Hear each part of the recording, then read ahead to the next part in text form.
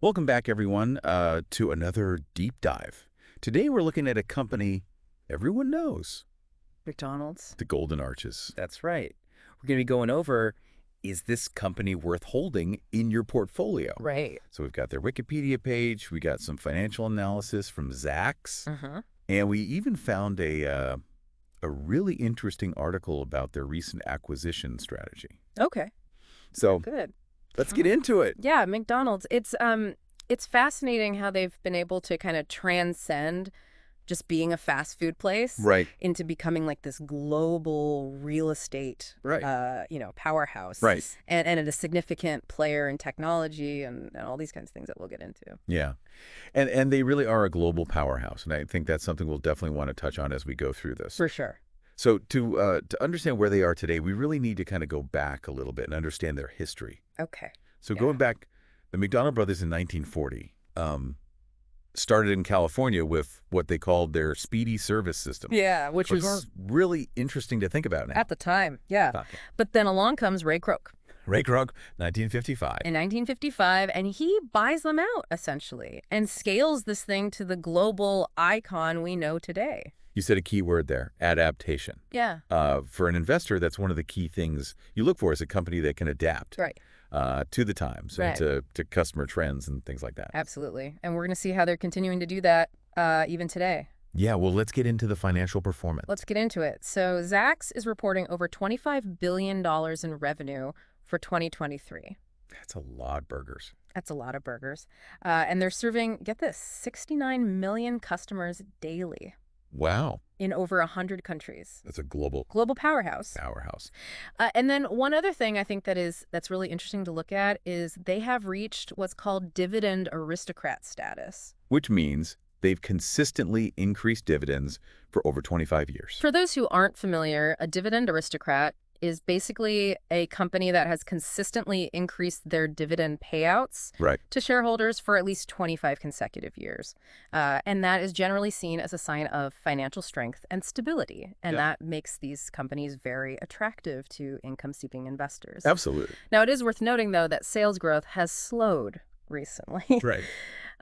So that begs the question, are they changing their strategy because of this? Are these changes going to benefit them in the long term, or is this just a temporary blip? Yeah. It's interesting because you would think with that kind of global reach and that kind of revenue, Yeah. they must be doing something right. Yeah. Yeah. So we'll see, but they have employed some Right. some new strategies, some of which include acquisitions. Right. And that's one of the things we want to talk about is those acquisitions. Yeah, so they recently acquired a Printe, Right. which is a voice ordering tech company. Yeah. I read an article about that. It's super interesting. Yeah. And then dynamic yield, Yeah. Right. which focuses on personalization technology. So Okay. these are pretty clear signals that they are trying to stay ahead of the curve Right. in the quick serve restaurant space. Absolutely. Yes. And they're using technology to do that. Exactly. And then we'll talk a little bit later about how they're using technology in other ways as well. Right. Yeah. Yeah. Companies that fail to innovate, they tend to fall behind. Right. So it looks like McDonald's is really trying hard to stay ahead. Yeah. And it seems like they're willing to spend the money to do that as well. They are. Yeah. So let's move on and talk about their innovation pipeline. Okay. Beyond just acquisitions. So they're experimenting with plant-based options like the McPlant burger, Right. even vegan ice cream. I think they're testing that in the UK. That's right. Yeah. And then, they've done things in the past like the all-day breakfast, Yeah. which I think they've paused during the pandemic. I think so. Yeah. But, trying to be responsive to those consumer trends. Exactly. And they also have done really interesting things like that Hatch Green Chili Double Cheeseburger, Right. which is only available in New Mexico. I know. I want to try it so bad. Yeah. So this shows that they're willing to try different things, Right. cater to different markets. Right. So the potential for long-term growth is definitely there. Okay. But obviously there are risks involved with this approach as well. Right. Will these new products resonate with their core customer base? Right. Right. And I think that's something we see across Exactly. almost every industry, right? Yeah. Like how much do you alienate your base Right. to try to get new customers? Exactly. Yeah. So McDonald's sounds like they're doing some interesting things. They are. But how is their stock actually performing? Well, To answer that question, we got to look at something called valuation metric. One of these is the price to earnings ratio, or PE ratio for short. And basically, this compares the company's stock price to its earnings per share. Okay. And this gives investors some insight into whether a stock is overvalued or undervalued relative to its earnings. Okay. And Zacks provides this data for McDonald's, and comparing it to industry averages, you can kind of determine if it's a good buy or not. So it's not just as simple as I like McDonald's. I want to buy the stock. No. I got to look at all these other things. You got to look at the company's strategy. You got to look at the financials. Right. Look at their position in the market. And speaking of their position in the market, we should talk about their services business and their economic impact. Okay. Because there's so much more to them than just the burgers and fries that they sell. That's right. Right. Yep. This is a massive global company with a very complex business model. Yeah. Yeah, so one thing that's been really interesting to follow is, their drive thrusts have been a huge revenue driver. Yeah. In the U.S., it accounts for 70% of sales. Wow. Which just goes to show you how efficient their operations are. Right. And how they're really catering to that convenience factor that customers are looking for. And they've also adapted really well, I think, to the whole on-demand food delivery. Oh, yeah, for sure. Trends. By partnering with Uber Eats, DoorDash, Grubhub. All of them. Yeah. So, I mean, these strategic partnerships are really smart because they help diversify their revenue streams. Right. And they position McDonald's really well, I think, to capitalize on those evolving consumer behaviors. Right. Now, on the other side of the coin, though, there are some potential downsides to investing in McDonald's stock. Oh, okay. What are some of those? Well, despite all these great innovation efforts we talked about, growth in some of their core markets has slowed. Okay. They are facing increasing competition from other fast food chains and the rise of those fast casual restaurants. Right. And then there's the fact that as a consumer-facing business, McDonald's is really susceptible to economic downturns, which can impact consumer spending, of course. So it sounds like there's a lot of good and then some things that investors need to be aware of. Exactly. Weigh the pros and cons. Right.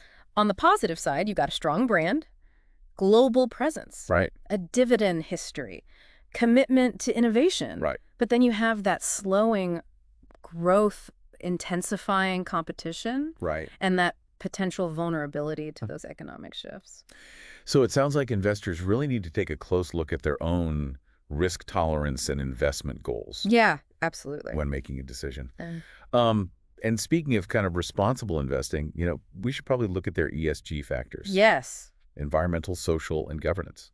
These are becoming increasingly important to investors these days. Yeah, I think so. So McDonald's has made some progress, like in animal welfare. For example, they're transitioning to cage-free eggs in the U.S. Okay. But they do continue to face criticism for their labor practices and environmental impact. That's right. Things like wages, working conditions, and their overall impact on the environment. Yeah. Investors are paying a lot more attention to these things. Right. And companies are being held accountable for their social and environmental responsibility. Right. So that's definitely something to consider. When you're evaluating a potential investment. Oh, sure. Okay. Let's wrap up by looking at their dividend policy and share buybacks. Okay. So their track record of increasing dividends is great. Right. It solidifies that dividend aristocrat status. Right. Which, as we discussed, is really appealing to income-focused investors seeking a steady return. Right. And then share buybacks, they can potentially boost the value of those remaining shares. Right. Because you're reducing the number of shares available. Exactly. So what can we learn from those recent trends in dividend payouts and buybacks? That's the big question. It's a big question. Are they prioritizing returning value to shareholders through those dividends and buybacks? Or are they reinvesting profits to fuel future growth? So that's something that investors need to consider. It is. And I think that brings us to the end of our McDonald's deep dive. It does. What are the key takeaways we want investors to remember? So we've really gone all over McDonald's, haven't we? Yeah, we've explored pretty much every facet of their business, from their history to their financial performance to their market position, how they're innovating and even, those ESG things that we talked about. Right. And those are important considerations for investors these days. And of course, we looked at some of the risks and benefits, for investors, like their dividend policy and share buybacks and, how they're navigating this crazy economy. Right. I mean, it's a fascinating story. It is. But like most things, it's not without its challenges. Right. They're a global giant with a really strong brand and a long history of adapting. Yeah. But investors do need to be careful about that slowing growth in some markets and the competition. Right. And how economic downturns could affect consumer spending. Yeah, absolutely. So it's ultimately up to the individual investor to decide if it's a good fit for them or not. Right. We've given everyone the information and hopefully we've helped, but everyone needs to do their own research. Right. And think about their own personal goals. Absolutely. And risk tolerance. Yeah, because everyone's different. Yeah. It's like building your own menu. You pick and choose what works best for you. I like that analogy. Yeah. So to wrap up, if you're thinking about investing in McDonald's, dig deeper. Look at their financial reports and how they're doing compared to their competitors. Yeah, and keep up with industry trends as well. That's really important. Absolutely. Knowledge is power, especially when it comes to investing. Right, and we're here to help you along the way. We are. So make sure you subscribe to our channel. Yeah. To get more deep dives like this into other companies and industries. Right. We're constantly putting out new videos and we're helping you understand what's going on in the business world. Yeah. So let us know in the comments. Yeah. What other stocks you'd like us to take a look at. We are always looking for new ideas for deep dives. Until next time, happy investing, everyone.